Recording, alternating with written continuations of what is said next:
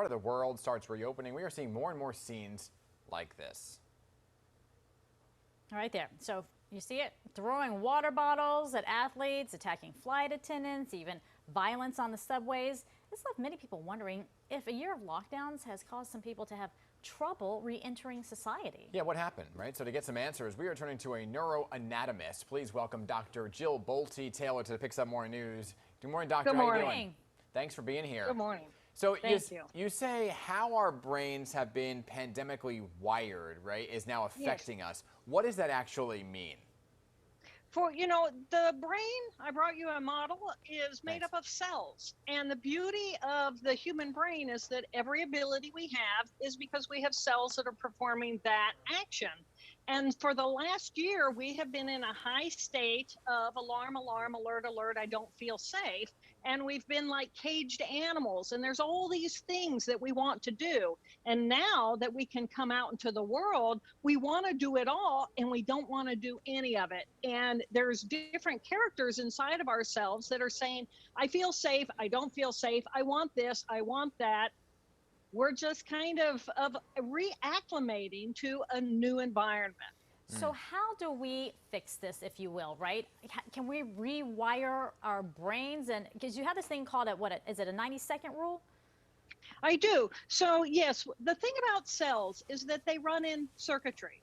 And the more often you run a circuit, then the more powerful that circuit becomes, and it begins to become automated and run on automatic.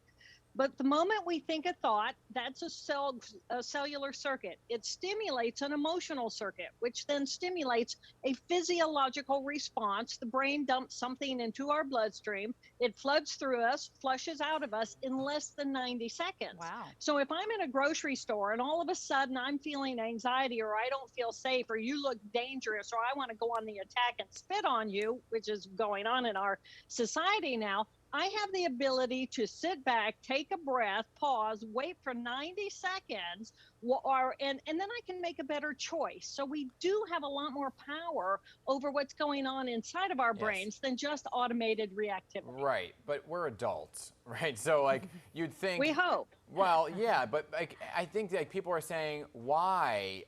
I hear what you're saying about our brains and the cells and whatnot, but what is causing someone to say, I'm going to spit, I'm going to throw a water bottle, right? Because we're adults, and one heck of a year, does that just really change your mind that much that all of a sudden you start acting? Yeah, you've lost yourself? No, it's just the way that we're wired. When you look at the human but why brain, some people, right? Why some people are doing it, not others? I'll tell you, because we have emotional reactivity, and that emotional alarm, alarm, alert, alert is very powerful. And then we also have higher thinking in each of our hemispheres. And if I train the circuitry in my higher thinking to make a choice to step back, then I'm taking responsibility for what's going on inside of my brain. Some of us are just on the automatic reactivity, and we're not watching ourselves or caring about how we're presenting ourselves in a socialized, civilized community. All right, so let's get to what we can do. You say our brains have 4 characters. What are they, and how can we use those characters in our daily life? We have left thinking. This is the portion of us that gets us associated with the external world. It's the character 1, left thinking, that goes to work. It organizes everything. It defines what is right and wrong and what is good and bad. And then we have emotion from the past and all of our pain and trauma from our past experience. And this group of cells is designed to bring information in about the present moment and say, based on my past experience, is there any reason for me to push away?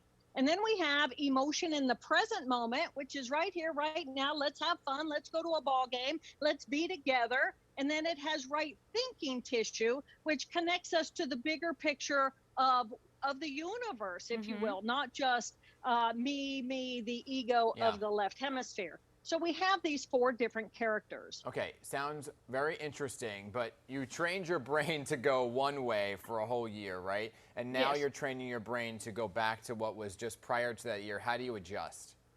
You adjust by pausing. You have to pause. You have to be willing to become aware of which character inside of me am I exuding. And if I'm feeling alarm, alarm, alert, alert, or I'm feeling mean, or I'm feeling whatever, I want to push away. And so I can push away without pushing you away. I can actually calm myself and choose to self-soothe myself, and it's only going to last for 90 seconds. So I do have choices, but we have to be willing to become aware and willing to make a change in our behavior. Besides pausing and stopping these negative reactions, is there something we can do positively in advance to kind of rewire ourselves to not even get into that negative space? Absolutely. Pay attention to what am I feeling on a regular basis and what am I thinking? Which part of me am I strengthening? And if I'm spending a lot of time in the negative emotions of resentment or hostility or anger or fear or anxiety, then I need to figure out how to use the other part of my brain, my right hemisphere, to self-soothe myself and to set myself up for success. Got it. All right, Dr. Jill Bolte, very interesting information. Good stuff. Bolte Taylor, thank you very much for coming in. Thank On you. her new book, Whole Brain Living, The Anatomy of Choice and the 4 Characters That Drive Our Life, is on sale now. There you go. So we got to rewire ourselves, folks. We've been through a lot. Let's Well, just some. change. Right?